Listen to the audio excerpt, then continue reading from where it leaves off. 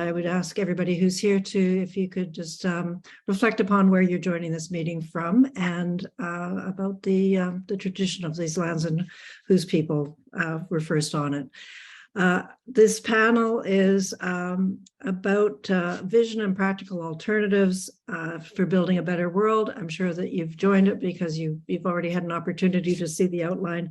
And I just want to say what a stellar group of panelists that we have. I think it's really an exceptional group of people who have some really deep thinking on these issues and have also been activists in their own right. So welcome to all of the panelists who I'm going to be introducing in a moment. The intention is to have about 15 minutes or so each. So our first hour will be on presentations, and then there will be an opportunity for panelists to ask each other questions or to have questions from the participants. You should be able to find a Q&A button on the bottom of your screen, and it should be down there about fourth from the right on most screens. And so press that, and your question will go to Alicia Massey, who is helping with the backup support on this, and then she'll forward your questions to me. I'm not sure, depending on how many, if we'll get through all of them, but we'll do our best. So that's the shape of the next couple of hours, and I'll just start by giving you a very, very short introduction on who our panelist members are.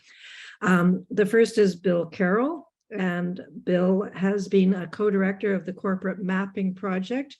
He's been with the University of Victoria Sociology Department since 1981 and founding director of UVic's interdisciplinary program in social justice studies. And so welcome to Bill Carroll. He's going to be co-presenting this afternoon with Shannon Daub. Shannon is the director of the Canadian Centre for Policy Alternatives BC office and co-director of the Corporate Mapping Project. So together, Bill and Shannon are going to be talking about insights that they're lifting up from the Corporate Mapping Project and other subjects. The next speaker will be Marjorie Griffin Cohen, and Marjorie is a feminist economist and professor emeritus at Simon Fraser University, and has written extensively on political economy and public policy. And her talk is primarily on the vision for economic reset, one that properly values care sectors in the economy. The next panelist is Bianca Mugyenyi. And Bianca is a Ugandan-born activist, author, and journalist, and she is the director of the Canadian Foreign Policy Institute. If you're not already receiving her regular updates, it's something you might want to subscribe to. And Bianca is talking today about just transition, the connections between climate and militarism and internationalism and some of the opportunities there.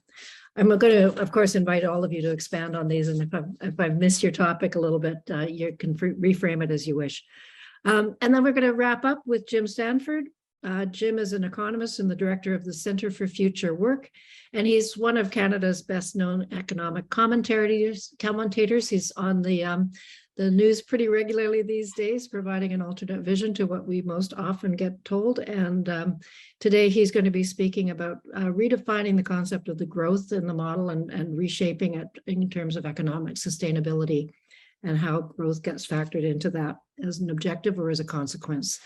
So I am, without any further ado, going to now turn it over to Bill and Shannon. Thank you.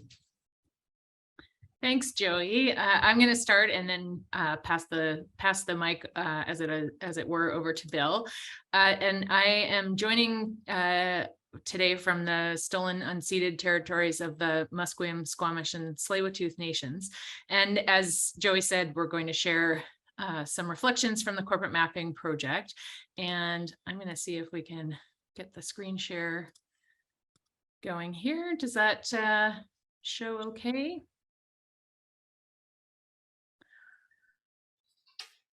Yep, hopefully. Okay. Yes, we can see. Very good. So the Corporate Mapping Project is a partnership led by the University of Victoria, the CCPA's BC and Saskatchewan offices, and the Alberta-based Parkland Institute, and supported by funding from the Social Science and Humanities Research Council. We've been working with a network of academic researchers and community-based and advocacy groups over the last 7 years to investigate the power and reach of the fossil fuel industry. So at the heart of our project is a recognition that the core challenge we face is to stop extracting and burning fossil fuels, and that to do so is, however, anathema to not only the fossil fuel industry narrowly, but to capital more broadly. We've looked at different modalities of corporate power, and this is a typology here it's an extension of a conceptual framework developed by Bill, to which I've added the foundational power of colonialism. And I'm going to briefly share some observations in the sphere of cultural influence and discourse, namely different modes of and the role of climate denial. So this is a Globe and Mail editorial just from earlier this week, and it lauds a new industry plan, you can hear the air quotes there, to reduce production emissions in the oil sands, premised on the ludicrous fiction that emissions from fossil fuels we export and that are burned elsewhere somehow basically don't exist, that if we produce a carbon bomb in a carbon neutral manner, this is wonderful climate leadership. Of course, this argument has little to do with actually dealing with climate change and everything to do with social license, that is, applying a green veneer to our carbon exports and the profits they generate. This truth is nearly stated outright in the editorial, which says, Canadians receive enormous economic benefits from the fact that this country is a major producer, and so do our allies. Canada needs to cut emissions across the country, and the oil and gas industry has to lead, significantly and steadily reducing its emissions. But forcing an artificial cut in production of Canadian oil and gas when global demand exists is not the way to get there. So instead of naming the drive to preserve profits explicitly, the Globe editorial symbolically nationalizes the economic returns of extraction, as our CMP colleagues have aptly dubbed this rhetorical strategy. The Globe piece is an exercise in what we have called the new climate denialism, which claims to take the science of global warming seriously and to support climate leadership, while also seeking continued expansion of fossil fuel production and infrastructure. At one level, it's tempting to just dismiss this as the magical thinking that it is, but I believe that would be a mistake. Over and over, industry and political leaders of various stripes have relied quite successfully on this mode of denial, claiming that we must build new bitumen and fracked gas pipelines in order to finance the green transition we all want. More magical thinking, although highly persuasive, given the declining royalty and tax contributions these industries make to public coffers, despite record high production levels during the recent period of rapid expansion in unconventionals like oil sands, bitumen, and fracked gas. But compared to its companion, the outright denial of anthropogenic climate change, the enthusiastically positive green discourse of clean energy transition through market policies like modest carbon taxes and technology fixes like carbon capture and storage, alongside continued extraction, has appealed to industry, politicians, and voters alike.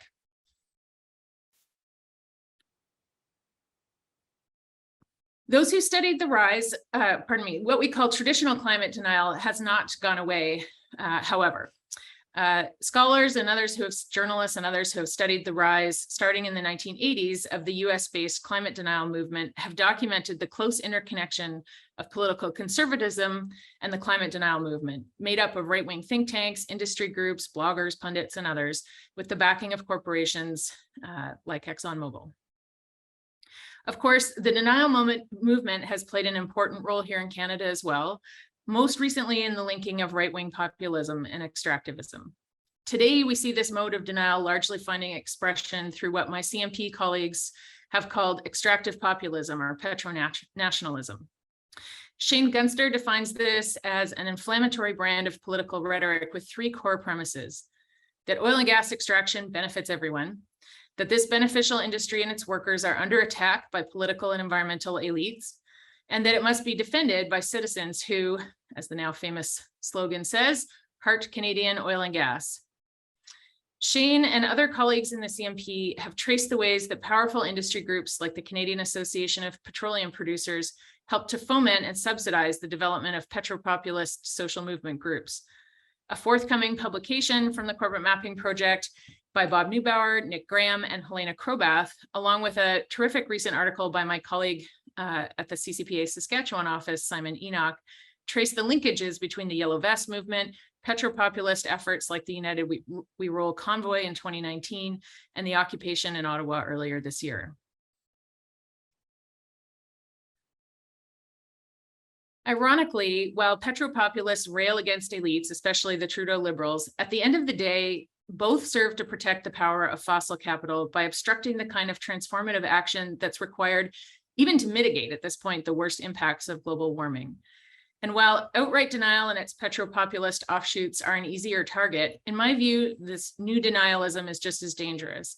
It sows confusion about a complex policy problem, reducing it to a technical and innovation challenge, when in reality, it requires a deep transformation of our society and economy. In doing so, it also creates a comforting illusion of action. These two modes of denial, while somewhat distinct and rooted in different ideologies, actually serve to reinforce each other by structuring our climate politics around an apparent divide between the reactionary petropopulism on one side and a more progressive leaning but largely ineffectual agenda for incremental action on the other. Our challenge is to break through the straitjacket these modes of denial put on our collective imagination and ability to mobilize. As Indigenous people whose lands have been systematically dispossessed and poisoned to make way for industrial development know very well, denial is more than an individual psychological strategy for managing cognitive dissonance.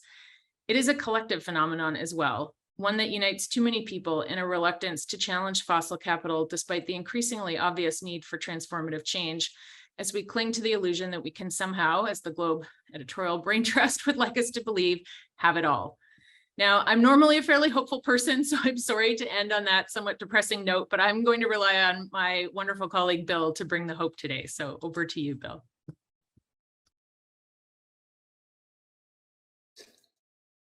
Thanks very much, Shannon, and I wish I could do that. I'll try my best. I'm speaking from stolen Coast Salish territory close to the University of Victoria. And I'm going to share my screen as well if I can figure out how to do that. Okay. Geez, hang on. Okay, I think that, does that look right to people? Yes? I hope it's right. Yeah, okay.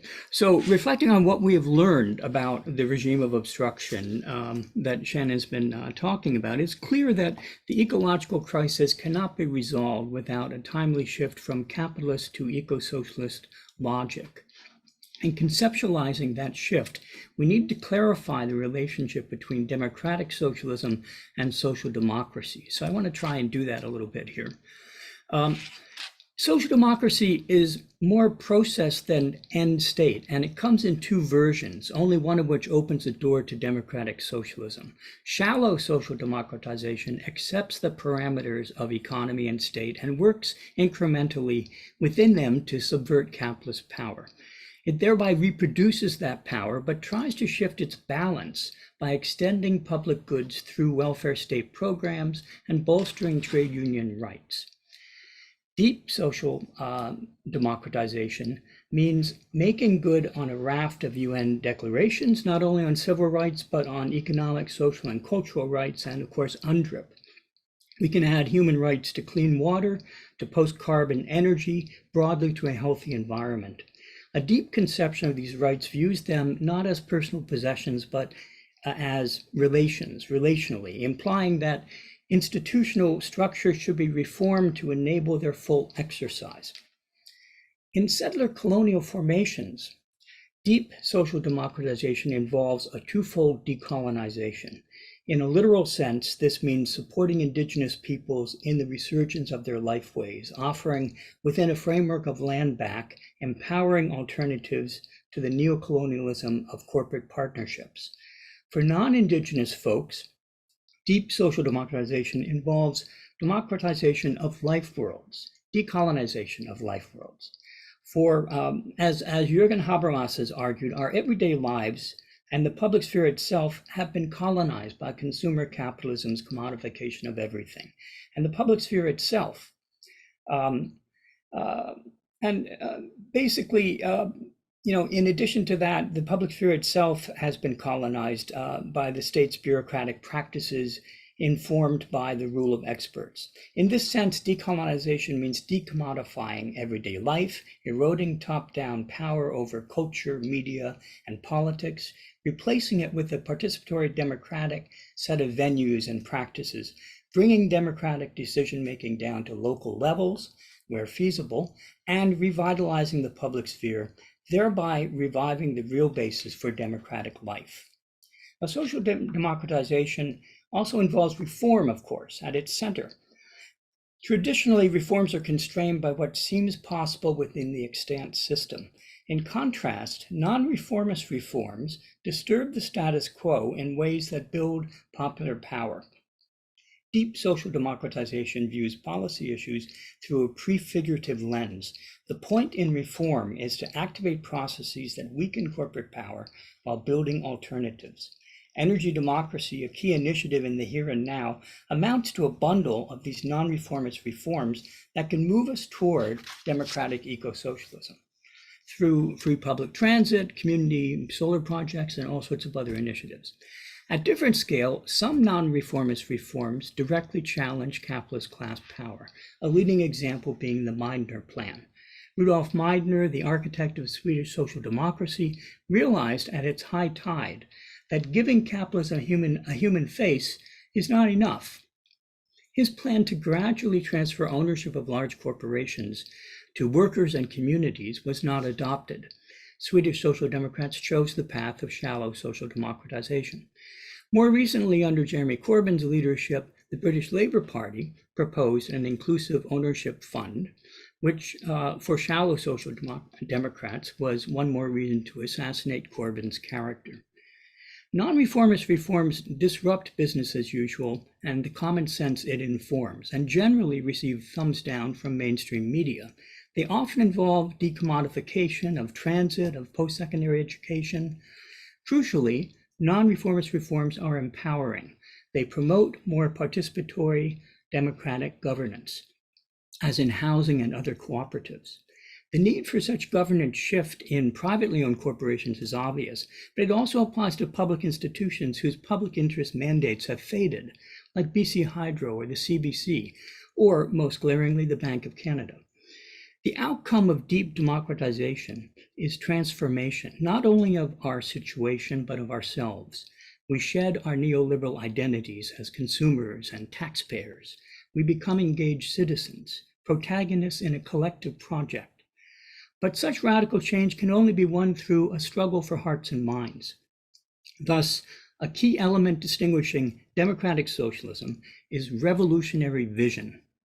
To build a vibrant left, a vision of a transformed future is crucial. Such vision requires critique of capitalism's injustices and irrationalities, combined with a sober admission that our civilizational crisis requires fundamental change. Shallow social democratization lacks a post-capitalist vision. In the words of one of its early architects, quote, "The movement is everything, the final goal is nothing," end quote. Capitalism and socialism are simply not part of the contemporary vocabulary of social democracy in Canada. Instead, a gestural left populism refuses to educate potential supporters on the sources of our problems and the real possibilities for living differently. A century after Mussolini's March on Rome, as neo-fascist leadership assembles there, we can again turn to Gramsci as a theorist of revolution in the West, stressing the struggle for hearts and minds in a long-term war of position, punctuated by thrusts from below. Revolution uses state power to ultimately end class domination and other forms of oppression. The transformation can be peaceful and a long revolution, although the clock is ticking. This was the logic of the Meidner Plan.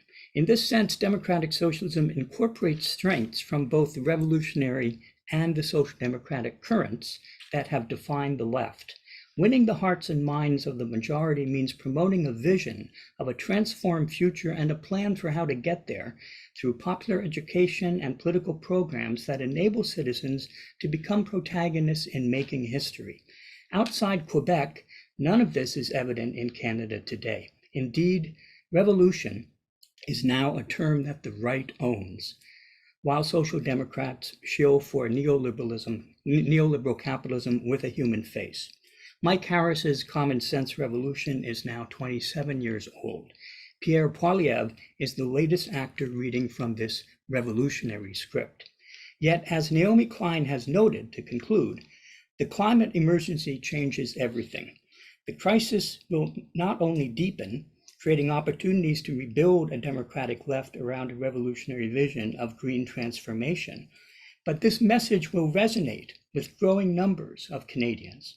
So far, the crisis has been a gift to the far right. It will continue to be, as long as no critical voice from the left presents transformative alternatives. That's it. Thanks. Thank you very much, Shannon and Bill. And as you were talking, one of the questions that came up is, was this panel going to address the question of class power and some analysis? And so, Bill, you've definitely opened that up for us. So thank you very much. And Shannon for giving us the beginning of that conversation as well. We are next going to move on to Marjorie Griffin Cohen. I'll just turn it right over to you, Marjorie. Thanks so much. I'm doing this from Toronto, and so I have a different land acknowledgement. I am on the territory of many nations, including the Mississaugas of the Credit, the Anishinaabe, the Chippewa, the Haudenosaunee, the Wendat, and now many diverse First Nations and Inuit and Métis people. And I'd also like to thank the panelists that were on this morning, and also to Shannon and Bill for their comments, because I'm finding this all really what we should be doing more often. Anyway, so it seems to me that we are now in an existential crisis of climate change. And the question is if this is a catalyst for rethinking the logic of our system and bringing about a more rational economy, one that's more equitable and has better environmental outcomes. Now, for a long time, I really thought that it could. But now my answer to that question is no. And that is because I think we are going to continue in the direction we are going with climate change solutions, and that will not change anything much. So I say this primarily because the major solutions to climate change problems are deeply reliant on biased ideas about the drivers of growth and productivity in the economy, and also because the major policy solutions to climate change favor a market approach and do not change basic economic structures. So I would hope to show that a democratic socialist approach could be different. This would involve moving toward a stationary state, specifically with regard to material growth, and promoting public sector growth and caring services. This is an approach that would result in turning towards solutions for rectifying economic inequality and environmental degradation. So far, environmentalists have made climate change a significant objective in public policy, but throughout the process, the private sector has managed to position itself as the primary agent for government policy considerations for action on climate change. As with almost every change that sweeps through capitalist society, in a fairly short period of time, corporations find ways to create markets for new initiatives related to climate change. The result is that the strongest policies rely heavily on market-based activities to get people and business to reorient their behavior away from carbon-heavy activities. As a result, these actions tend to constrict the public sector while expanding the private. And the green jobs approach is primarily focused on labor in the resources, construction, and manufacturing sectors, areas where males dominate. Through these actions, the basic structure of the economy remains unchanged, and public policy remains firmly rooted in support for the resource, technology, construction, and manufacturing sectors, all strongly linked to ideas about what is most significant for economic growth. Now, often the link between supporting these sectors and climate change is made by government, such as recently when Finance Minister Chrystia Freeland promised that the federal government would fast track, and I'm quoting here, the energy and mining projects that our allies need to heat their homes and to manufacture electric vehicles. And business groups approved of this, but they warned that the regulatory changes would need to would be needed to encourage them to take up the call and provide more investment in these areas. And of course, they didn't want more regulation, that's for sure. The most prominent ideas about green jobs and a green economy take the social organization, including the gender division of labor, as given, and assume that the issues of climate change are able to be appropriately dealt with within a system that accommodates market-oriented solutions. All of this is really rooted in the way economists and governments on both the left and the right understand that productive work occurs in these particular sectors, and that these are the sectors that are the basis of stability and growth. And these ways of dealing with the economy are also, although never acknowledged, rooted in gender distinctions, where women's work is seen as not as central and productive as men's. In virtually all ideas about a green future, the significance of the care economy and the gender implications of its role in creating a green economy are not a crucial part of change, although they're sometimes mentioned by some groups. This then inhibits a shift in thinking about what kinds of economic activities could be foundational for economic success in the future. Very few have a vision of a green economy which deals with the kinds of work that women do. So repeatedly, governments in Canada point to the engines of growth as emanating from manufacturing and resources sector. Meeting people's needs in public service sector, even though these activities are a very large part of the market economy, is almost consistently described as something that's paid for by the real engines of growth. In British Columbia, both a right-wing government, the Liberals, and the left-wing government, the NDP, have virtually identical economic programs for growth, programs focused on ensuring the growth of energy, construction, and resource sectors. We know what that means: new gas development, pipelines, exporting liquefied natural gas to Asia, developing new mines, building proposed site seed dams specifically to support gas development. These are all projects that are justified even by very different governments because they say they provide continued support for education, healthcare, social services, and public infrastructure. This is not just a problem of semantics and uninformed politicians, but is at the very heart of the idea of what constitutes value and growth in the economy. The bias stems from a very long-standing failure to understand the basis of the care economy as a significant economic driver of any economy. So I'm going to talk a minute about the care economy. The care economy is very large, actually more than a minute, but a very large part of the total economy, and encompasses both paid and unpaid work involved in the reproduction and care of the entire population. This is an enormously broad definition, but its strength is that it acknowledges that areas of unpaid care work also require the attention of governments. But even within the paid section of the economy, the care sectors are large. They include the entire range of health, education, in addition to government programs that are crucial for maintaining income and health. But the tendency is to use a fairly limited approach to defining the care economy to include all paid aspects of education, healthcare, and social assistance provided by governments. And that's the approach that I will use today. So as using that, just that restricted sector definition, the care economy is the biggest employer in Canada, with the industrial sectors of health, social assistance, and education accounting for at least 21% of the total paid labor force. Healthcare and education alone count at least 12% of the GDP. That contributes more to the total income of the economy than sectors such as manufacturing or oil and gas or finance. And Canada has fallen behind other countries in providing care. The decline in the public sector dealing with care in Canada has a long trajectory.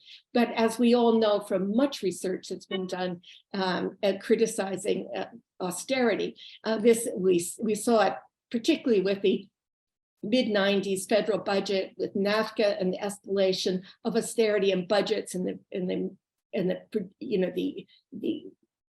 having the need to have surpluses continually.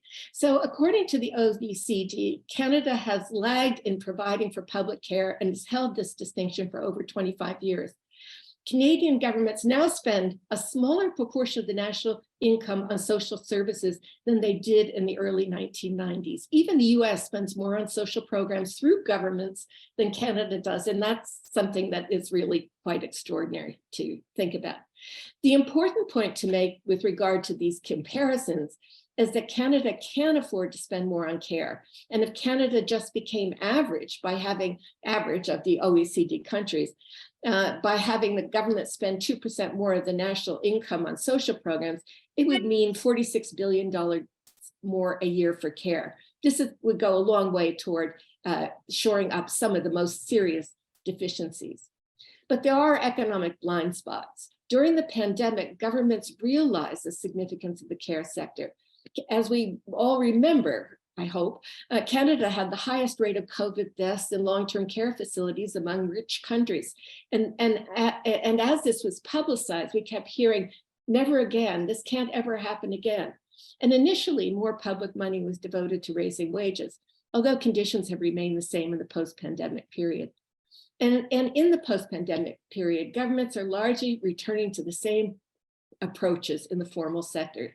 They're responding to the usual fear buttons that are pushed. These fear buttons are the fear of inflation, low productivity, the potential for a ballooning debt, and the specter of poor economic growth. We were asked to talk about what needs to happen and what needs to change and how we might get there. So I tried to put my head around this. And so what I've come up with are 6 things as a first steps to lead to a transition to change. The first would be to make the care economy a significant feature of planning for economic growth. That will involve expanding the public sector and shrinking the private sector. Some of this can be done fairly quickly by getting Canada's government spending on care up to the current OECD average, and I've talked about that. The second is government planning. The future for neither dealing with climate change nor providing the care needed in Canada will occur through market signals. It will require government planning.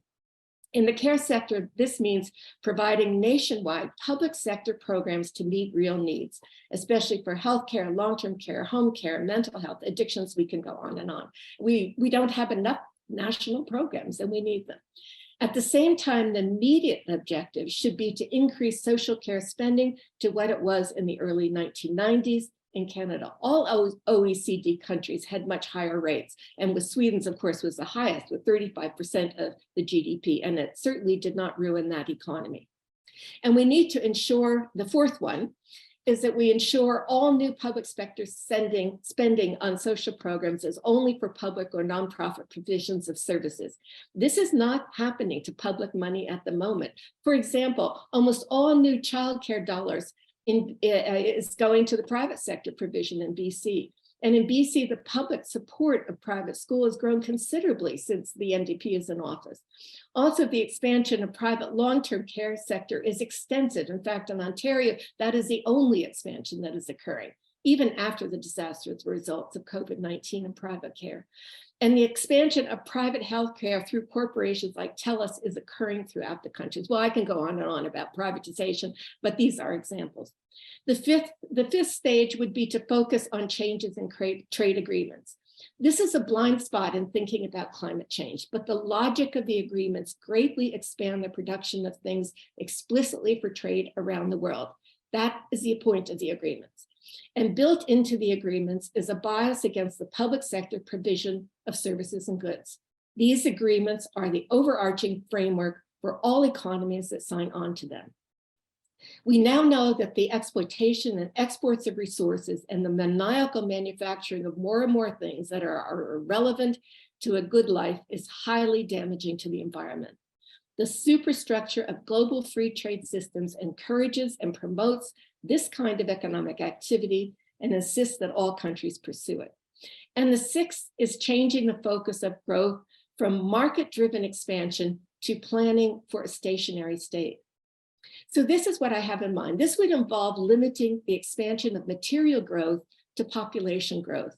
It would involve redistributing wealth and expanding the economy through care activities. John Stuart Mill talked about the stationary state in the middle of the 19th century. So it's been an idea that's been around, but its main idea is that production of things can be limited to meeting physical needs, while growth sectors would involve increases in the use of work and providing services that people need. A stationary state of materials and growth in labor and resources directed toward care services would be a much more rational approach for an economy. Material needs do need to be met, and the distribution of wealth within and among nations will certainly need to happen in order to have a reasonable stationary state. And there is good evidence that increasing the care sector will work for the economy. It was a very good study done in the UK recently showing that investing in the care sector has significantly superior employment to any recovery led by, for example, construction. It creates more jobs, reduces gender inequality, and produces conditions of work. And in Canada, and basically the federal government was heartened by what happened in Quebec. And economists verified what were long-standing claims by childcare advocates that this would result in economic gains. In Quebec childcare boosted the labor force participation rate of young women to the highest level, both in Canada and the world. So this in turn led to increased tax and economic benefits that basically meant the system did not require more taxes to pay for childcare, and this encouraged the federal government to go in this direction. So the economy could grow if the care sector were truly understood for its role in improving not only social welfare, but also economic productivity and its relationship to economic growth. But particularly significant now that governments are beginning to grapple with climate change is that the care sector is an area whose expansion is much less damaging to the environment than traditional areas targeted for growth. There's a main exception, of course, and that's the hospital sector. But otherwise, the care sector represents green jobs and contributes less to greenhouse gas emissions than jobs that are usually associated with infrastructure spending. In ending today, I would like to stress the idea that the care economy and action on climate change are compatible, and both are related to the ethics of care for people and the planet. Most of us know we have too many things, stuff that shifts around the world at a frenetic pace. We also are aware that care services are much in demand, and this demand is not being met. This is where the economy needs help from governments to see that this demand is realized. Terrific. Thank you, Marjorie, for giving us so much to think about. As a former daycare worker, where I came to realize with horror that my low wages were subsidizing all sorts of systems, I really appreciate the focus that you've put here and on so many other comments as well. We're now going to turn to Bianca, who I see is lined up and ready to make her presentation. Thank you. Thank you so much. Thank you, Joey. It's wonderful to be here with all of you. Thanks to SFU Institute for Humanities, the Labor Studies Program, and other co-sponsors, and all the people behind the scenes. And for the introduction, I really appreciate everyone that's taken the time to be here for this critical discussion. Also just want to note that I'm speaking to you from Montreal, which is situated on the traditional territory of the Kanien'kehá:ka people. So today I'm speaking in my capacity as an organizer, an activist, and not as a policy expert or analyst. I don't have any grand strategy for moving beyond a capitalist system driven by, the endless accumulation of profit that folks on this call have talked about, the insatiable appetite for growth that's driving the climate crisis and other ecological crises. What I do know is that we can't escape the reality that we're living within a system that externalizes costs, alienates people at work, and produces ever greater inequities. And to move beyond the current crises, we need far more social ownership, we need workplace democracy, and we need social entitlements. But we also need to deeply ecologize, internationalize, not to mention feminize or apply a feminist approach to economic and political relations. And right now we're at a moment in history where we have a narrative crisis. There's a pervasive myth that this economic system is the only way. It's this story that silences the alarm bells that should be ringing about the code red for humanity. But this is just a story. The myth of endless resources, the tale about domination over nature has to be replaced with the narrative about what is possible through coordinating the launch of the LEAP Manifesto in 2015, I was able to work with others to break down the lack of political imagination by popularizing and making plausible the idea of a just transition from fossil fuels.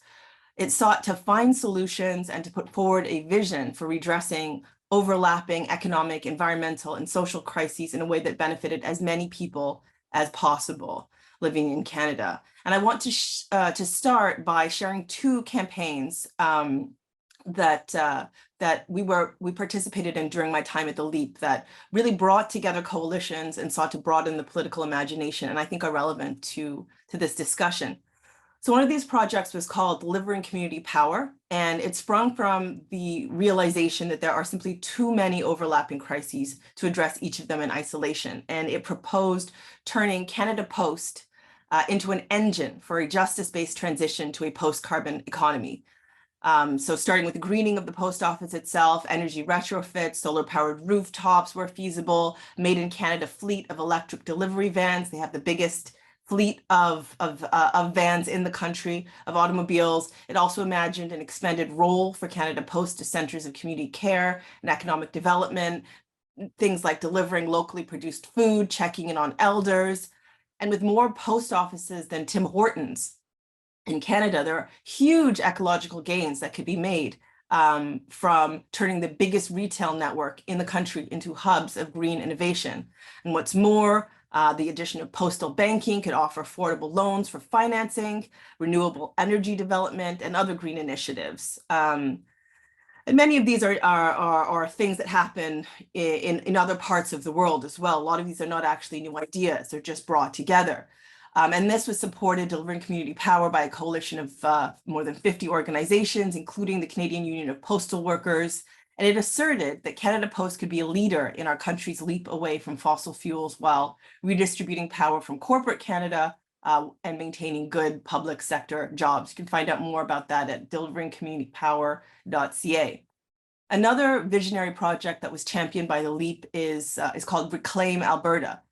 And we partnered with Reclaim Alberta to promote a vision for a broad fossil fuel industry funded reclamation of Alberta's aging and expired oil and gas infrastructure, with the aim of providing thousands of jobs in Alberta as part of the shift away from fossil fuels. So a sort of polluter pays principle. Now, all over Alberta, there are hundreds of thousands of unused wells, tailing ponds, pipelines, sulfur piles, and they're leaking into waterways, poisoning communities. There are more than 400,000 kilometers of pipelines, nearly 500,000 oil and gas wells, 75,000 oil and gas facilities without cleanup plans. And as one of the main organizers of Reclaim Alberta said, it's a dine and dash. Corporations have been dining on profits and dashing on cleanup bills. So the vision of Reclaim Alberta was to make polluters pay to clean up a mess which has been sitting for way too long while putting Albertans back to work doing this reclamation work. And, you know, as I said, thousands of jobs for those previously employed in the tar sands with the skills already in place to do this work. And so you can find out more about that at reclaimalberta.ca or the Alberta Liabilities Disclosure Project. So 2 years ago, the government did commit funds to addressing some of these orphaned oil and gas wells in an update, but the liabilities have been underestimated, the oil sands have been left out, and much of this money is going back to the polluters who should be paying, not further subsidized. So there are definitely tensions around subsidizing the oil industry, as well as tensions around the oil industry co-opting the jobs potential of the cleanup. So, you know, that's just an update. But in any case, you know, using these two examples, once we start to think in this way, there are myriad ways of marrying ecological and social justice. And one less discussed possibility, not a LEAP project, but, you know, something that, you know, I've, you know, thought about a bit is this idea of turning public land devoted to noisy, dangerous, and polluting vehicles into social or co-op housing. So for instance, turning the Toronto Gardiner Expressway or a lane of Montreal's enormous Renee Levesque into housing could be one way of dealing with the housing crisis. And I know that sounds or seems radical, you know, but in the case of Montreal or Renee Levesque, you know, which is just very close to where I live, it would simply reverse an historical error, right? Hundreds of buildings and homes were demolished to widen this street mid-century. And so if housing were to replace the roadway, tens of thousands could likely have access to affordable housing in an area that's very well serviced by bike lanes and mass transit. So, you know, benefit of reducing fossil fuel emissions as well. In Montreal specifically, private automobiles are a primary source of greenhouse gas emissions, with transport here representing more than 40% of our emissions. So the point is, we have a wild housing crisis that's out of control, a wild climate crisis that's out of control. Let's take some land away from the private automobile. But this type of transformation would require a coalition of environmental, anti-car, construction unions, and social housing groups, you know, all getting together. So moving on to sort of more internationalist perspective, more discussions really need to be happening about the biggest institutional polluter in Canada, which is the military. Capitalism and imperialism have led us to poison our planet and live in a society of extreme inequality. And the military is a primary instrument that is holding that system in place. I currently, as Joey mentioned, work at the Canadian Foreign Policy Institute, which is an organization that promotes international solidarity and a foreign policy that centers peace, justice, and the planet. And one of the things that we're trying to do is connect the dots between militarism and climate. And one campaign that we've been a part of is opposing the grandiose spending on new fighter jets and on warships. And we oppose them due to the terrible harm and death that they inflict, but also because they enable imperialism. The purpose of these jets is to drop bombs. The F-35, which has been chosen by the government, has the built-in capacity to carry an atomic bomb. Canada's current stock of fighter jets has spent the last few decades bombing places like Libya, Iraq, Serbia, Syria, the deadly toll on human life, and killed many more by destroying vital civilian infrastructure. And these warplanes also have serious climate consequences. Jet fuel emissions are already enormous and accelerating the climate crisis, but these new jets would lock us into massive, deadly carbon emissions for the next 30 years, making our climate targets even more difficult to achieve. So, you know, we also oppose these warplanes because public resources could be used to turbocharge a just transition away from fossil fuels. They could be used to end boil water advisories on reserves or build social housing. It is incredible how much they cost. An upfront cost of $19 billion for these fighter jets, and more like $80 billion over the lifespan. These would be the second most expensive procurement in Canadian history. That's money we need for healthcare, for education, for housing, and to address the true global threats that we face. Similarly, the government's planned purchase of 15 new warships is set to become the largest procurement in Canadian history at a sticker price of nearly $100 billion. These Canadian surface combatants, as they're called, are equipped with missile launchers, torpedoes, 5-inch naval guns, 8 additional guns, and manufacture and maintenance, repair, demolition. The cost is expected to reach a mind-bending $350 billion. And what this tells us is that the money exists. You know, this is money that could be used to build social housing for 1 million people in Canada, that could launch a generation-defining rollout of renewable energy projects. And I think we should all be questioning the priorities of a government that is plowing, you know, more than $250 billion into militarizing the oceans as we emerge from a global pandemic, a climate crisis, and amidst the growing threat of nuclear war. And these investments in warships and warplanes are also bad for working class jobs. The arms industry is capital intensive rather than labor intensive. It may be conducive to high profit margins, but multiple studies have shown that public spending on healthcare, schooling, daycare creates far more jobs than building arms. Education and daycare, for instance, create up to twice as many jobs and tend to lessen gender inequities. So in conclusion, decades of neoliberalism has led to an attrition of our imagination. We've been told there is no alternative to the economic system that gives us more and more billionaires, but less and less of a chance that the species will survive. But alternatives do exist. It's a question of organizing and building power. Thank you. Thank you very much, Bianca. So much there to think about, and astonishing dollar numbers that you've just shared with us. Our last panelist is Jim Stanford, and I'm going to just turn it right over to you now, Jim. Joey, thank you very much. And I do want to offer my thanks to Joey and Alicia for the organizing of this conference, Kathy Walker from the Planning Committee who invited me to participate. I just have to say how refreshing it is to participate in a conference that has that word socialism in the title. Oh my God, what a concept. And quite right that we have to be out there with a big vision and big alternatives. Otherwise, as Bill Carroll pointed out, the other side is going to take the initiative about talking about a revolution, and we don't want that one. I also want to note that I'm speaking to you from the stolen, unceded traditional lands of the Musqueam, Tsleil-Waututh, and Coast Salish peoples here in Vancouver, and pay my respects to their struggle for independence and self-determination. I am thrilled as an economist to talk about socialism. I consider myself a socialist economist. Many would say that was a contradiction in terms, you know, something like military intelligence, perhaps, or ethical oil, this thing that the Canadian Association of Petroleum Producers is pushing these days. But I actually went into economics because I was a socialist. I was a socialist when I started university, and I figured economics would be a great way to support that cause. So I'm really, really happy with this conference. And thanks for the invitation to participate. Okay, I'm going to share a few slides as well, and we will take it away. Joey, give me a thumbs up that you can see that. Okay. Work, climate, and socialism, demanding the right to do good. So I do want to make just a little free ad for our Center for Future Work. We're a left-wing labor economics think tank. We are cohabitating here in Vancouver with the CCPA office and Shannon and her great team. All of our research, including some that I'll cite in this presentation, is available open access on our website there. And there's my Twitter handle and the center's Twitter handle.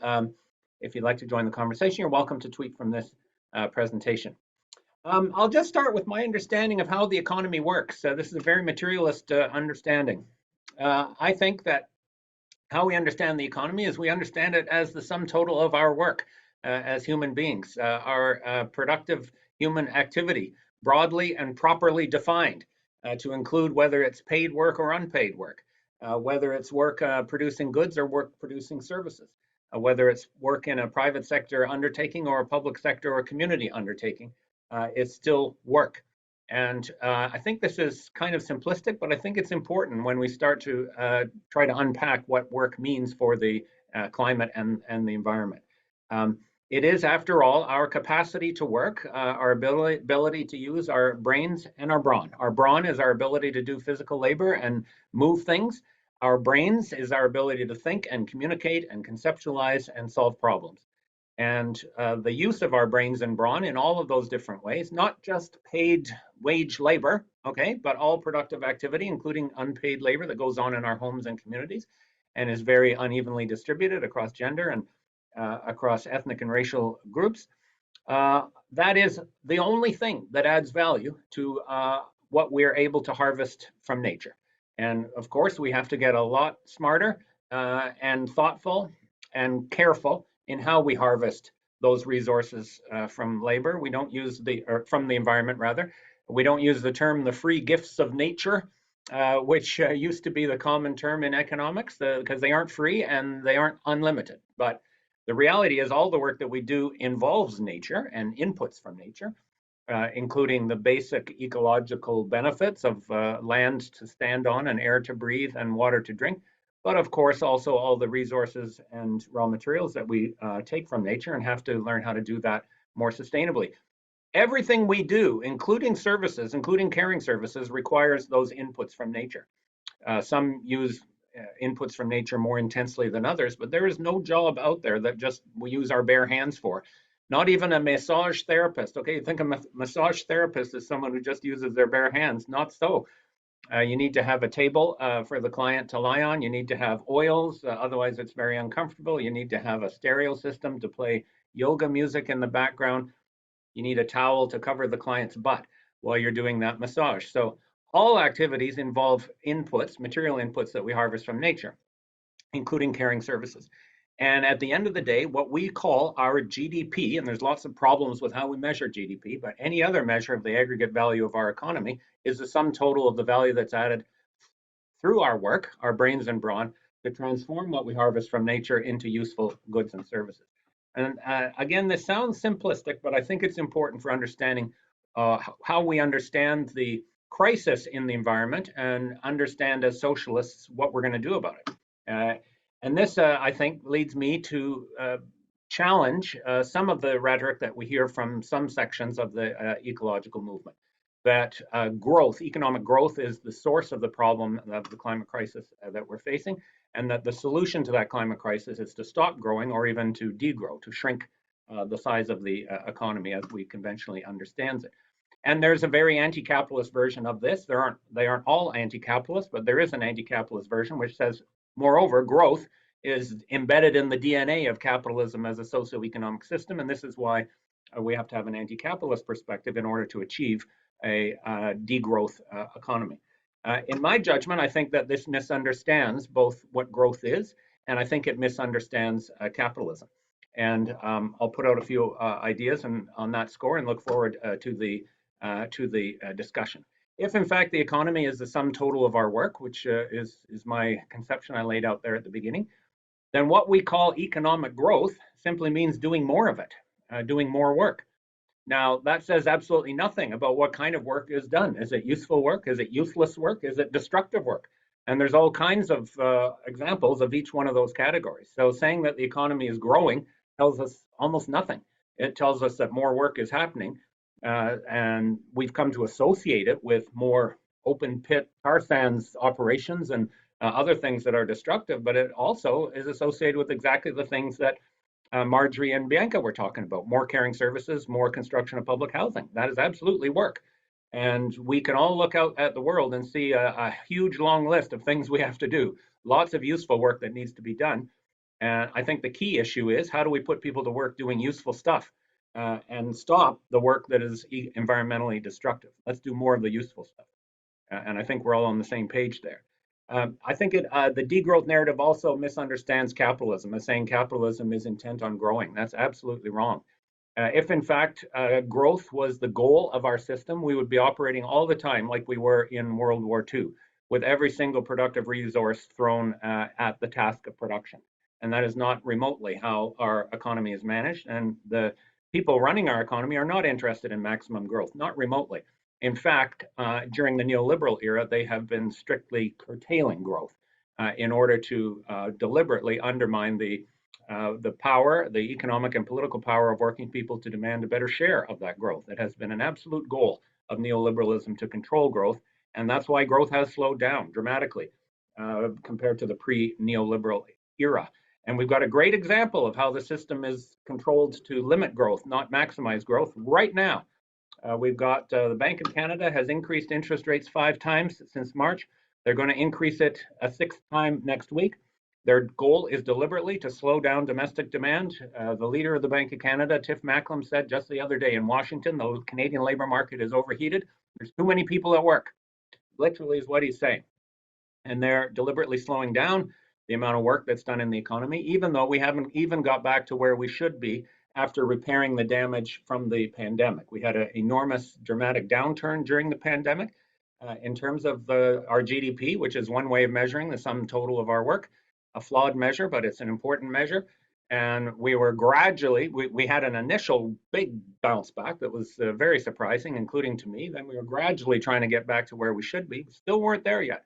We weren't even producing at the capacity that we should have been producing at compared to the pre-pandemic time, which was not full employment. It was not full capacity in 2019, not remotely. So yet, despite that, they're saying that's too hot. The economy is too hot. We're slowing it down. And since then, of course, growth has stopped. And the gap between what we're producing and what we're capable of producing has widened. And most likely, we're heading into a recession, a deliberately engineered recession that is going to impose a lot of harm on people who don't deserve it, who've been through a pandemic, who've dealt with inflation, who are now dealing with higher interest costs, and now will face the risk of being thrown out of work. That's degrowth right there. Deliberate degrowth aimed at reinforcing the power of capital over our lives. And we should understand how this system is managed. It is not managed to maximize growth. It's managed to maximize profits and the power of people who earn profits. So I think as socialists confronting the ecological crisis, we have a choice. We could either say, well, growth and work and economic activity is what's causing pollution, so we better do less of it, less work, less employment. I tend to think we'll see huge political resistance to that. I can't see this being a sellable platform to people who are worried about not having enough, not concerned that they have too much. You know, there are ways to imagine this. If you had a tightly regulated form of degrowth where you act fairly across the board, reduced everyone's standard of living, and fairly across the board reduce the amount of work happening, then you could view it as a way of substituting leisure time for work and production. But I still don't think that's either necessary or politically viable. An alternative is to say we're going to do more work that's useful, including work that's aimed at stopping and repairing the environmental crisis that capitalism has created by creating more jobs, but also motivating and regulating and directing the work that's done in ways that lead to more harm and less damage, including in all of the things that Marjorie and Bianca discussed.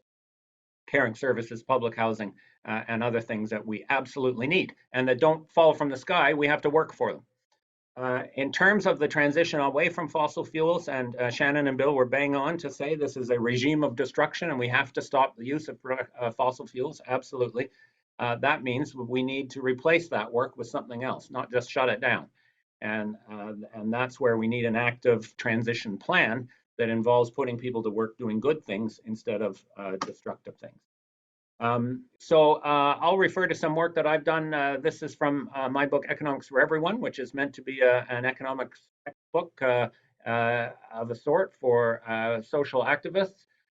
You can see forms of work that are environmentally benign by improving the quality rather than the quantity of manufactured outputs, by providing more caring and human services, as Marjorie noted. Even many private services are relatively benign environmentally. There are ways to do work that helps the environment, of course, through all of the things that we know are needed: public transportation, energy efficiency, green energy, and cleaning up pollution.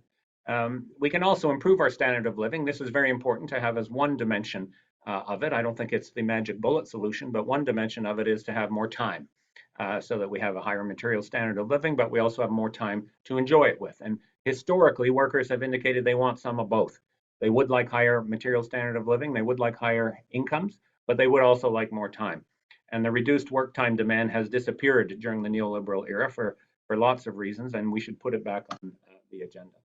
So if I was to have a socialist approach to how we address the ecological crisis, I would say let's resuscitate this traditional socialist demand of full employment. Everyone who wants to work should have the right to work in a decent, well-paid, stable job, doing good stuff, so that we can demand regulation and planning and public ownership to make sure that the work that we're doing meets human needs rather than meets private profit, which is how work is organized today in our system. And socialists have always highlighted the contrast between the profit motive as the governing principle of organizing economic activity under capitalism and what it should be, which is we work to meet human needs. And now we say human and ecological needs, with shorter working time as one piece of the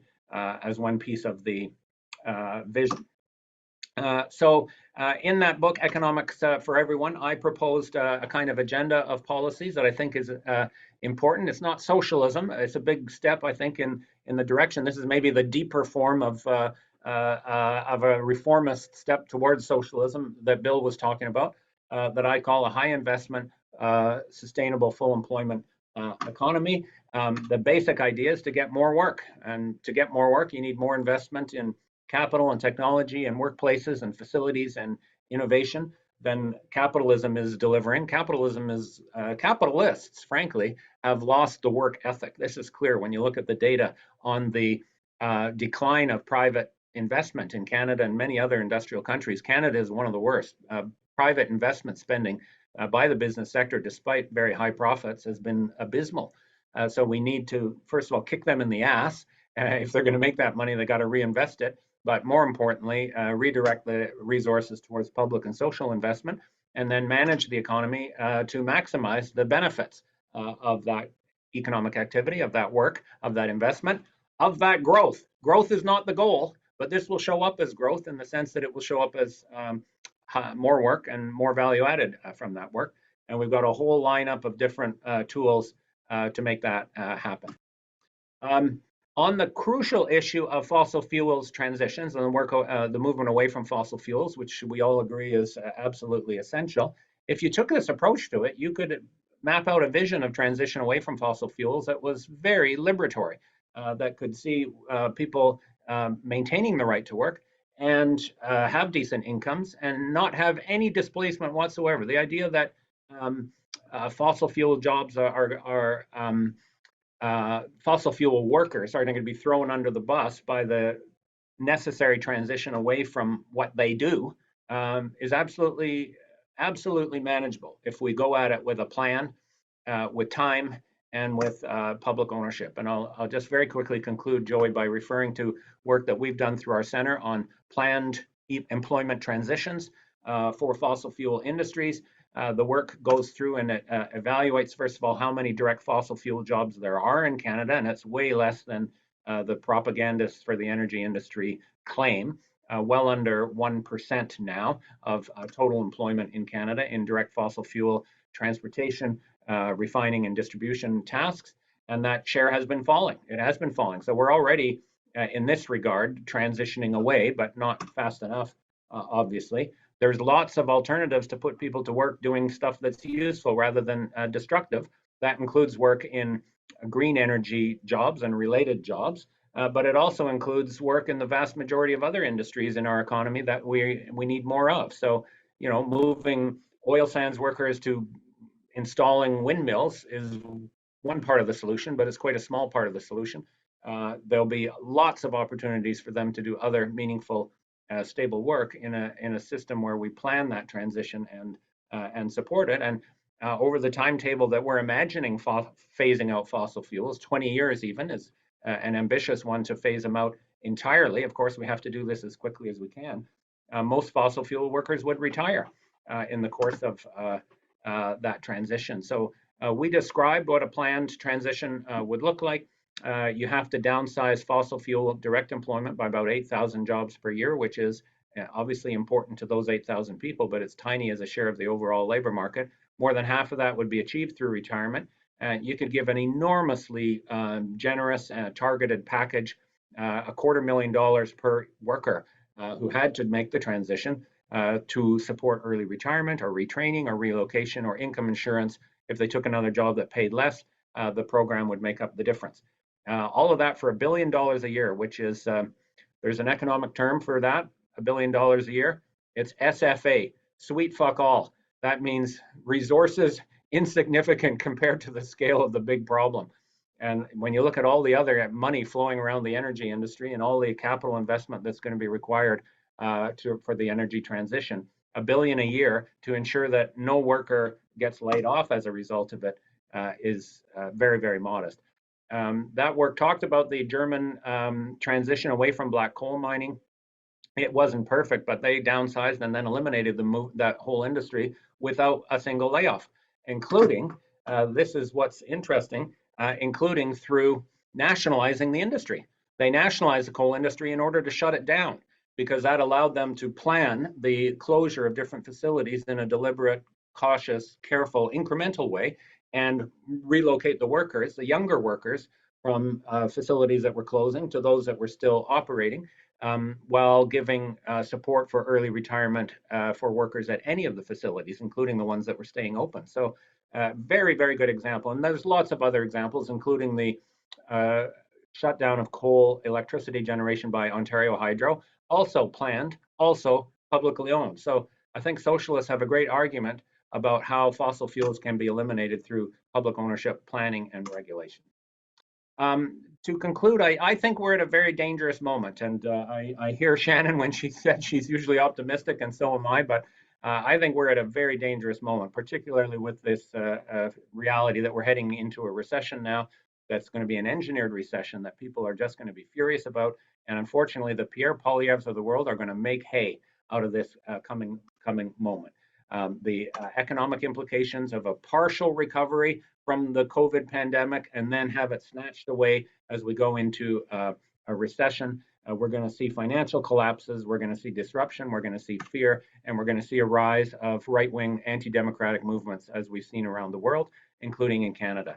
So I am in accordance with the other speakers that we need to have a big, appealing, ambitious, no-holds-barred vision of how to run an economy that works when things are collapsing around us, because they are going to be collapsing around us. The climate will be, but our financial institutions will be, and our jobs will be.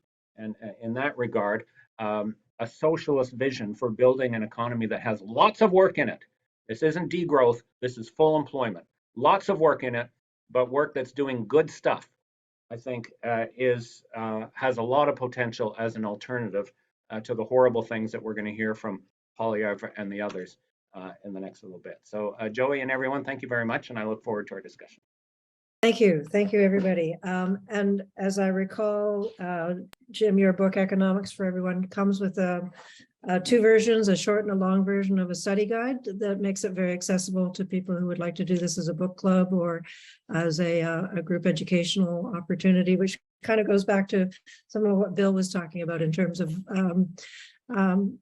recapturing that approach to having these kinds of discussions and radical discussion groups and such. So I'm going to now move into the questions. I see that 15 have come in. I'm just going to start with some of them in a bit of a summary and ask each of the panelists if you could just, once I've given you a few of them at once, you can say, let me know by a show of your hand that you want to speak, and then you can just identify what you're answering. I would say that, there was a couple of comments that came through about challenging some of the particular premises that you might have had, but in general, that there was a lot of support for the presentations and an imperative question, like how can we get there fast enough? The clock is ticking, and the kinds of changes that you have all outlined seem, it's not neutral ground here. There's going to be huge resistance, and so how do you actually do this in an achievable time frame, or is it really going to be achievable, what you've put forward? There was the original question about whether or not there's a class analysis in this, and I think you've already addressed that largely, but if anybody wanted to pick up that thread. There's also a question about what would a democratic socialist state look like in terms of a political structure? So a question specifically about the Chilean constitution and whether or not that might be a model, if people are familiar with that, or just to identify what you would think, how would it look different than the form of democracy, in air quotes, that we currently have in Canada? A question for Marjorie specifically, but others could answer it, is in terms of the caring economy that you talked about, there was a bit of a question about whether or not you were still talking about growth and whether or not that's necessary, or how would you address the question of growth versus just stabilizing. And there was a perception that what you were talking about was a transitional period to stabilize and then to move forward to something different. So if you could just address that a little bit. Specifically to Jim about the opportunity working less for the same pay. And where does that leisure come from? I think you've spoken to that, but if you wanted to elaborate a little bit. And also about nationalization of oil and gas, which kind of goes back to that first question about how do you move this forward when there's going to be obviously tremendous resistance. That's lots to get us started, maybe even to bring us to the finishing point. And I'll just note we're now at 3:15, so we've got 45 minutes left to work with. Marjorie, you wanted to jump in? And you're muted. Muted? Yeah, okay, thank you. Yes, I like the question, and the question was whether I've spoken on this lots, and I usually do talk about no growth and the environmentalists who are on no growth. And like Jim, I do not have any sympathy for this perspective. I think it really, really does not understand what that means for people when this happens. It means people will suffer tremendously in any kind of economy where you do not have growth. As Jim says, you don't have jobs, but you also don't have food. You don't have all sorts of things that you need. So I am not not in favor of a no growth position. What I am in favor of is a situation where we do reduce the kind of material use that we have. And primarily, I see the transition stage through all of this is through changing the way we think about trade, because trade now, I mean, the whole point of trade is to have more stuff produced to be sent around. That's the entire point of it. And it is, we all know we have more than we ever need. And I see, you know, in Vancouver, you see shiploads of useless stuff going around and around. I mean, this is a terrible thing. This is what we're destroying our environment for. And we're losing whales because there's too much ship traffic. I mean, all over the world, all kinds of environmental things are happening because of this focus on the expansion of material things. And this means we can have economies grow, and we can even have populations grow. That was, you know, something that John Stuart Mill was talking about. You can provide lots more things. There's no end to human need. And we know what those needs are now around the care sector. They're absolutely enormous. And we have not improved. We've shrunk our ability to care for people in Canada. And so that's what I'm talking about. So that is what I mean by a transition, basically. I do think that we have to change, absolutely have to change that compulsion that countries have. Their economic systems are, their economies are under the whole superstructure of the care of the trade system. And it's basically anti-public sector for most things. It really does support private sector expansion of things, primarily, and financial services. I'll talk about other things too, but anyway, later.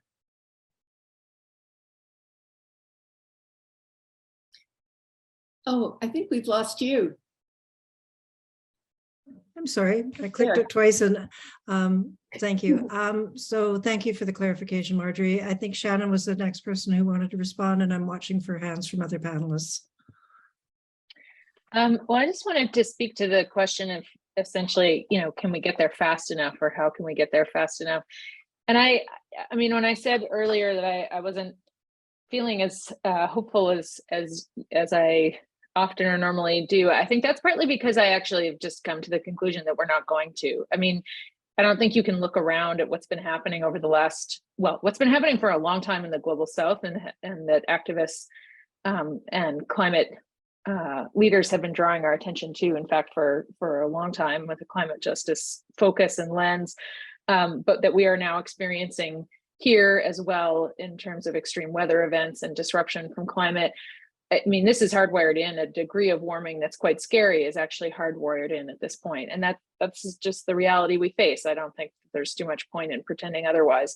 It doesn't mean that we don't need to make the kinds of transitions in terms of the fossil fuel industry and avert the worst impacts. I mean, we could certainly make it worse. And so the kinds of transitions that that Jim was outlining in terms of fossil fuel industry employment and extraction absolutely need to happen. And unfortunately need to happen more quickly than they would have if we had actually undertaken this work in a serious way quite some time ago. But we've, you know, frittered away the time we had to make slow and planned transitions, and here we are. And I think part of that, you know, I mean, my own background and research work is in the field of communication and you know, social understanding of problems, and so that's where I kind of go to in thinking about this. You know, and part of the challenge is just how we've defined climate change itself, and you know, incredibly important role that climate scientists have played in drawing our attention to it, but also, you know, it's become overcomplicated and very future focused, you know, on these, like this much reduction in tons of CO2 compared to this year baseline by this year in the future. I mean, it's nonsense to most people in terms of what they're, you know, able to process and understand in the midst of their busy lives. And so I think part of the agenda or question for a democratic socialist vision at this point has to be, what does it look like to pursue that in a climate disrupted world and future, and what does it mean to go into further and very difficult to predict, as we're seeing in the way that climate impacts are playing out, very difficult to predict concretely in specific and local terms. What does it look like to go into those kinds of disruptions as we are now, with extreme material inequality and social inequities, and how can we plan for that and actually make the kind of navigate those kinds of disruptions in a way that doesn't just feed these very far right and dysfunctional and increasingly frightening kinds of narratives and divisions that we're hearing. So I don't exactly have an answer to that, and I think a lot of it is in what we've just heard in terms of investing in the care economy, and resisting this call to effectively go back to a period of austerity is what it's going to result in. But the kinds of policy push that Jim was describing. But I do think that is a big part of what we are facing now, and that it is more of a relief to me to actually name that and talk about it and to contemplate that than to simply focus only on mitigation questions at this point.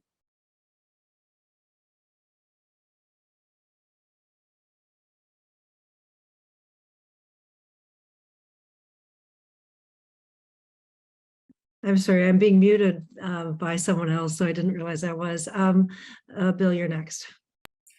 Okay, thanks, Joey. Well, yeah, just to pick up on a couple of points. I think the issue of growth is obviously a pretty important one, and I think Jim's critique of degrowth is really important. And to really look at what growth means and what it means for working people to have growth. But I do think we need to, I would say that we need to make a distinction between the imperative within capitalism to accumulate capital. Like, that is quite central. That's the profit imperative. It's more than just making profit, it's reinvesting profit, and in that sense, accumulating capital.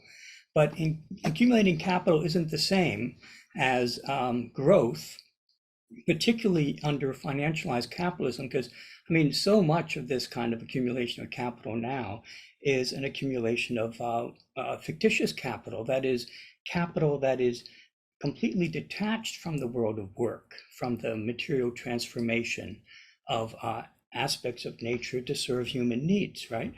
And and of course that, as I think our first speaker today was saying, that financialized capitalism sets up a kind of bubble economy picture in terms of the boom bust cycle.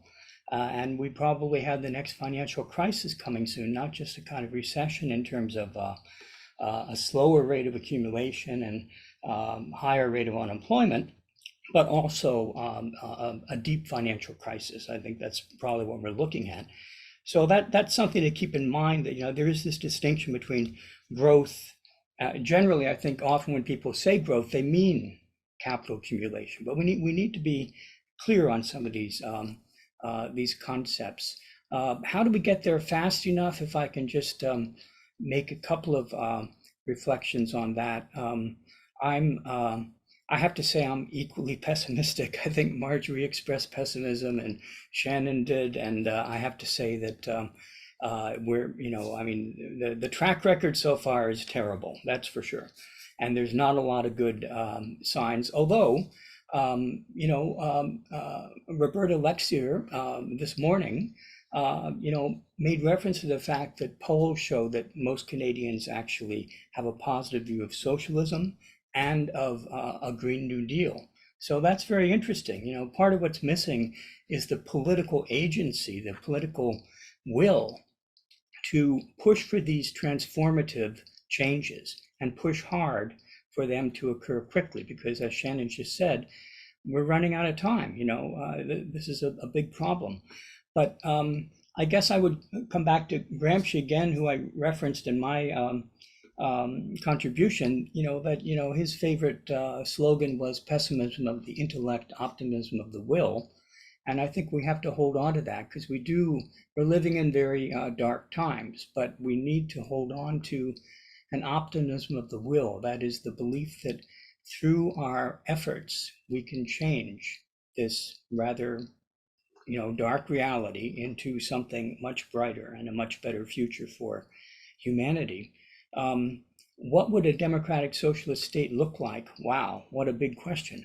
I think it's, we can sort of glimpse aspects of it in the here and now, in terms of, I think the example of the Chilean constitution was offered, and that constitution, of course, did not pass the public referendum test.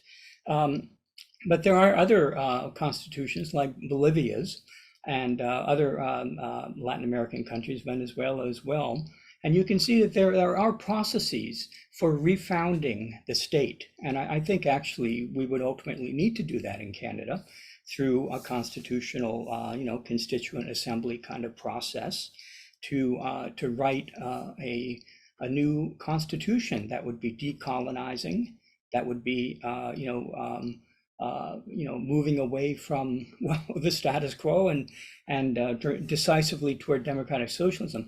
How we could get there, of course, this is the problem. How much time do we have? How can we organize ourselves? We don't have any federal political party that's anywhere near even addressing these issues right now, and the same problems certainly are evident at the provincial level, certainly in British Columbia. As I say, there's plenty of reason for pessimism, but we need to hold on to that optimism of will. Thank you. You covered a lot of ground there. I think Bianca had her hand up, but she also is dealing with a very cute child right now, which we invited her to do for extra stars on the points of being a good panelist.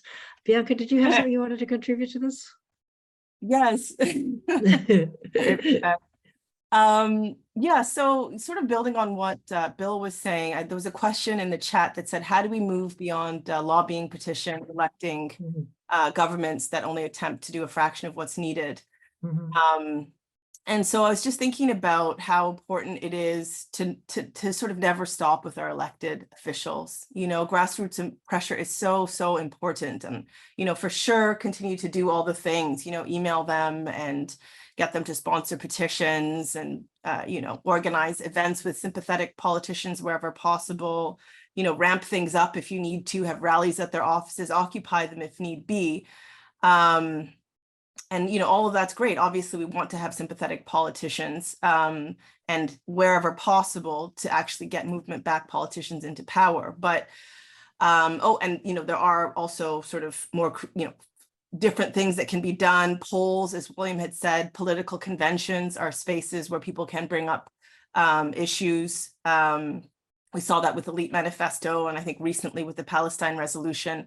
At the NDP, we saw the use of political conventions, but there are a million different strategies. The issue is getting organized, and I think that ultimately it's social movements that hold government accountable, and that's the only real accountability.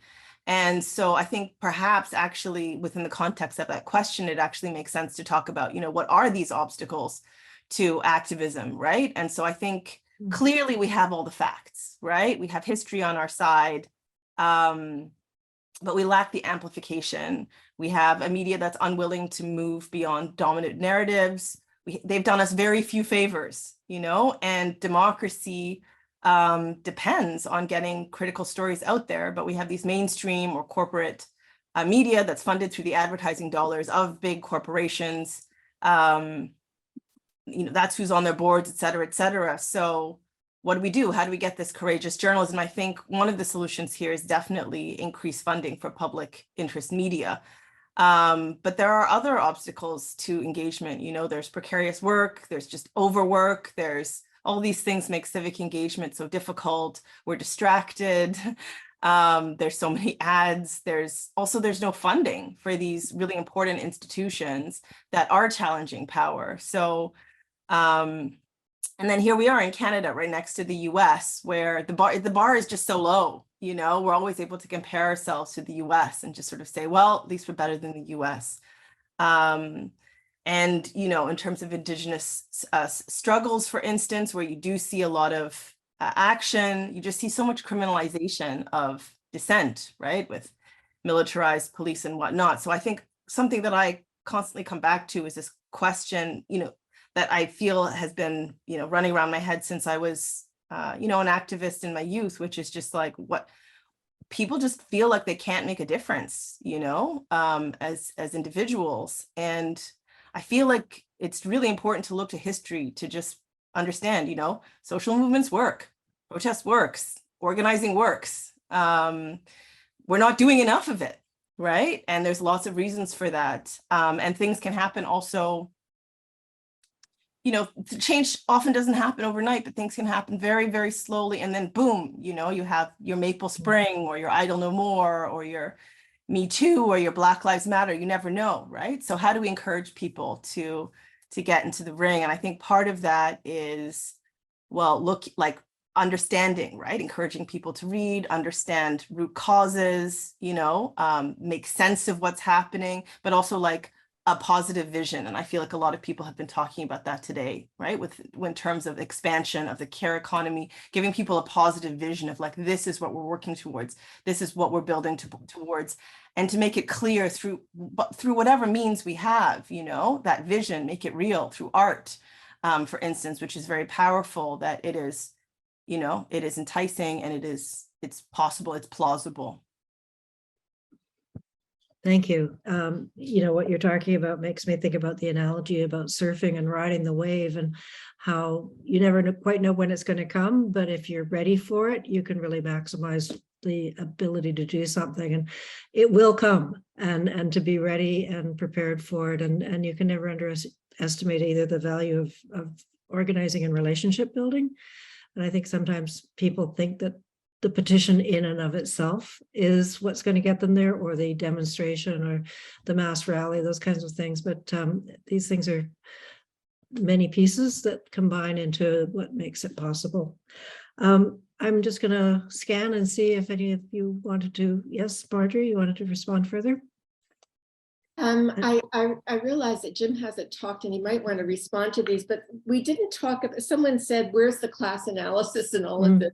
So I wanted to talk about that a little bit, because Steve McBride brought this up on this morning's panel, and I thought is a really important point, that these trade agreements, these international trade agreements, they're actually, these are class agreements. These are agreements between different groups of classes, and so are our constitutions. They do the same thing, you know. So we have these superstructures that codify it. I mean, they know what they're about, and we even have political parties in the same kind of system. This is one of the big things that gives us a big, you know, when you think about the political structure of a socialist state, what it might look like, because we think we're putting in governments that are going to be on our side, are going to do what we want, but they are very, very quickly captured by the people with money, the people with power, and they know if they want to stay in office, that's where it's got to be somehow. They've got to mediate those things.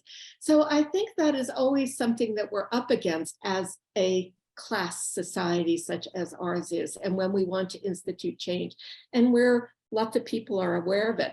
But keeping those superstructures in mind is really important. And Bill was talking about changing a constitution in order to have certain kinds of things coded, which aren't now. They aren't at all. These things that are in the interest of certain classes are not specified in our constitutions as objectives in some kind of way. So these are things we can't stop thinking about. We think about them in bursts, and, you know, all the time when we deal with the Constitution, when we deal with trade agreements, but they're there all the time, and that's what our class condition is, and that basically forms what kinds of class relations we're working under. Great. Jim, I will give you the next opportunity. Maybe I'll just jump in on that question of the class analysis and what role it plays, and also reflecting back on the comments that we've all been making about where do you find hope these days to motivate people and keep them fighting back. And I think those two are linked, frankly. I mean, I'm not the raging revolutionary I was earlier in life, but I still have a core of Marxism inside me that says people's outlook on life is ultimately based in their material conditions. And by focusing the analysis on work, as I've tried to do in that presentation on how we understand the economy and the ecological crisis, we're putting work and workers at the center of the analysis. We're reaffirming the fact that work is the source of value added. We are not disposable. Okay, the system cannot work without us. The system cannot function without us. And there's no such thing as a post-work economy, as some of the futurists like to prognosticate about. It is human labor that ultimately drives all production, and production is ultimately the root of all of that surplus value that the rich people capture. And they play around with it through their financial activities and their paper trading and so on. But paper trading produces no real value. It absolutely doesn't. And by kind of lifting work to the top of our understanding of how the economy works, we first of all immediately give it a class analysis, because when we talk about work, we have to talk about who's doing the work, and that is workers. And in the paid economy, that's overwhelmingly the working class, people, in other words, who don't own capital, but who work for someone else for a living. And I think then we're also opening the door to what the solution would look like, which is a vision of full employment where our work is directed in ways that help our lives rather than undermine our lives. So I do think there's an element of hope in there, in the sense that when people understand the role they play in the economy and understand the exploitation that they're experiencing, and are presented with a framework for making sense of it and thinking how to change it, they will fight back. I am absolutely, still of the view that that's inevitable. People are not going to put up with exploitation forever, and society will not rest until that exploitation is resolved.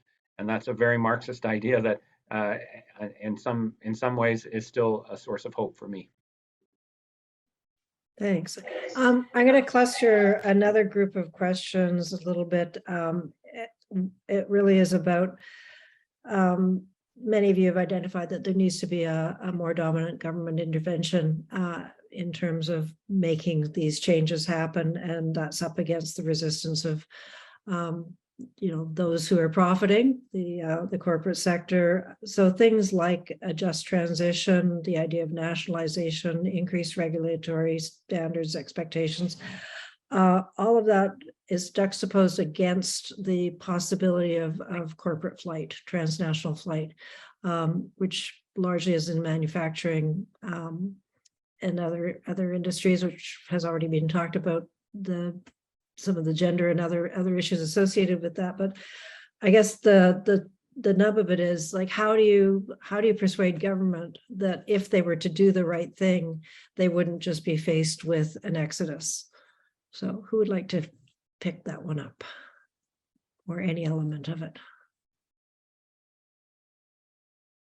Nobody? Yes, I saw Bill first and then Marjorie.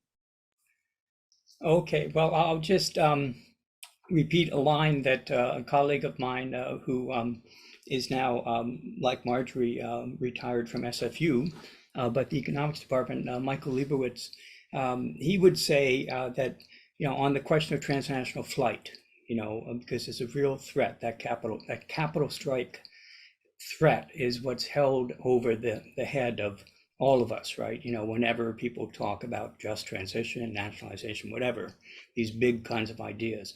And Michael Leibowitz, his response to that is, when capital goes on strike, when capital tries to move out, right, and it has the power to do that, the state needs to move in, right? The state, it can't just say, oh, well, that's it, I guess it's game over, It actually has to be prepared to move into the void that capital leaves. The other thing is, of course, capital can be regulated, and there can be penalties for firms closing down factories and so on and so forth. I mean, these policies have come in other jurisdictions. So, I mean, there are ways to respond, and it's really important to, because this is part of class analysis, right? To recognize the power of capital, particularly that exit power that capital has. And I think, it's any kind of government that's trying to, move towards social democracy, if you like, or democratic socialism, even better, needs to have that kind of class analysis and strategize. Thank you. Marjorie, you're next. Well, these are my thoughts around this, and I think that's the significant thing. There's a role for the state that's huge there, but what we have seen is the reverse. We've actually seen the state moving away in Canada from provisions of services and manufactured things, particularly in the drug sector, that we've needed. So it's been the state that's been flying, not the private sector as much. And I think we always get that threat from like doctors too. If you don't pay them, $500,000 a year, then they're going to leave, that sort of thing. You get it all the time. But there are ways to have regulations over these kinds of things and to control what happens around who gets the work, how they get it, and who gets government largesse around all of these kinds of tax breaks that corporations get. And there is, as Bill said, there should be certain kinds of ties to having that, like not being able to leave without a considerable penalty, so on and so forth. There are ways. Thank you. Maybe if I can, I'll just add that I think, again, to the point around how people have perceived and internalized these issues, the biggest success of neoliberalism is, if nothing else, just been to constrain our sense of what can actually be done. And, so here we've been talking for many people for our whole lifetimes about homelessness, poverty, environmental degradation, climate change, a whole variety of issues that come to seem intractable because governments, talk about them and promise to do things. And we have commissions and studies and, the evidence is presented over and over and the promise of action is dangled in front of us over and over, but then nothing happens. And so they seem impossible to solve, but they're not actually. So someone has to, at the risk of, someone just has to get in there and do it. Anybody else want to speak to this? Okay. So the next question then is really about this idea that it kind of ties in with the whole sense of public opinion and our individual sense of responsibility, and whether or not is there a general belief or assumption that growth gets confused with excessive consumption. So, sometimes we're told it's our responsibility to go out shopping. That's going to help turn things around and stimulate the economy. And if anybody would like to comment on that. Do you think people have been persuaded of that? And is that, I guess, what is the role of the public in this? Joey, we're actually being told right now that we're shopping too much and that we have too much money to spend, and the domestic economy is overheated, and that's why we have to be slammed with interest rates that have gone up 13-fold since March. And I don't accept the idea of excessive consumption. I don't think for most people in Canada, they consume too much. And again, there's an issue of how do we define consumption? We often think of consumption as buying, fast fashion and home electronics, but in fact, in the economic sense, consumption is all of the stuff we produce that we use, and that includes caring services. So I do not accept the idea that our standard of living is too high for the average working person, and that this is what the source of the ecological problem is. It is true that we're told to go out and shop sometimes when the economy is in crisis. George Bush famously said that the day after the 9/11 attacks. What a sick thing to say. But the reality is that workers' consumption is a very important part of the economy, and it is an argument in favor of giving workers more income, not less. Is properly managed and directed, that income, when it's spent, is actually a source of continued job creation and vitality in the economy. So in a way, we can point just to the hypocrisy of the other side and how they on a superficial level say that this purchasing, this ideal of consumerism is what drives capitalism, yet they're constantly trying to make sure we can do less of it by squeezing workers' incomes. So there are some other questions that have come up, but I think I've captured the main points.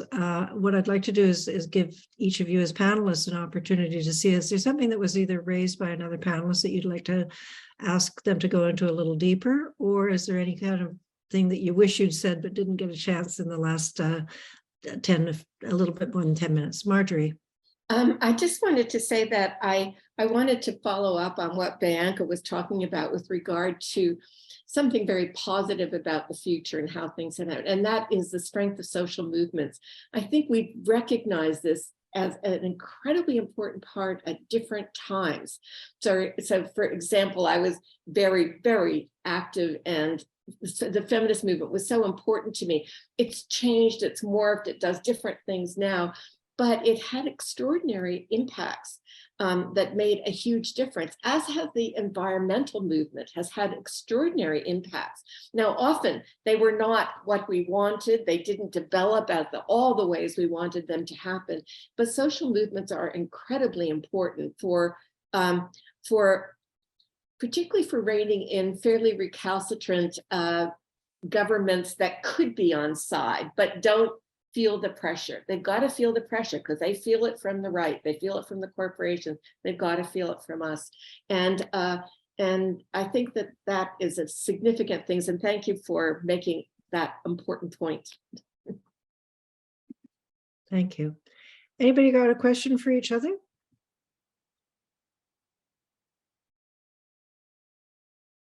Yes, Bill. And then Bianca. Well, I thought Bianca made a really important point about what's sometimes called conversion, and it's a quite dramatic kind of image to think of, the Gardner Expressway, let's say in Toronto, being ditched for needed urban housing. And maybe that's, almost too dramatic for people to imagine, but it is. I mean, I think conversion is a really important principle, and it speaks to what Jim is talking about in terms of the need to not think about ditching work. It's a question of what kind of work we're doing. What are we producing? Are we producing things that nobody really needs, and that just contribute to the ecological crisis? Are we extracting oil and gas that we know is just a really bad idea? Or are we producing things that actually people need? And I think the other companion to conversion is this idea of more time that Jim mentioned in his presentation, that doesn't conflict with the idea of work and producing things that people need. But I think it was John Maynard Keynes who many years ago made some kind of statement that, by this point in history where we are, there wouldn't be much of a need to work beyond, I forget what the number he cited, but it was a lot less than 40 hours a week. And I think we are at that point, actually. What drives this kind of 40-hour work week is, I think, the capitalist imperative to accumulate capital. And if you can get, you can squeeze a lot of surplus value out of workers in 40 hours a week. That's really what it comes down to.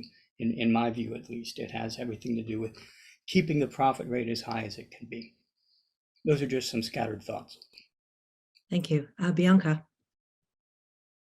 So yeah, one of the things that I had wanted to mention was just thinking about all of what we're saying also within the context of internationalism, right? And especially when we're talking about the environment or the climate crisis that we're in, we can't do it alone. Like, if Canada, even if we, came through on all of our commitments, this is about everybody. So we definitely need the internationalism that's required to generate the goodwill that's necessary to work across borders, and, the international cooperation that's required for that.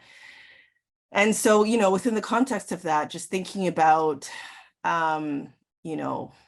like, what does this mean in terms of energy reparations, right? And climate debt, right? Within the context of, climate change, where you've got the primary victims who are often not responsible, right? Poor people, people of color, people in the global south, in the north of Canada, cattle herders in the Sahel who, for whom life is no longer, really becoming impossible, right? And so I think about this, just in terms of the question of growth. Can we all grow?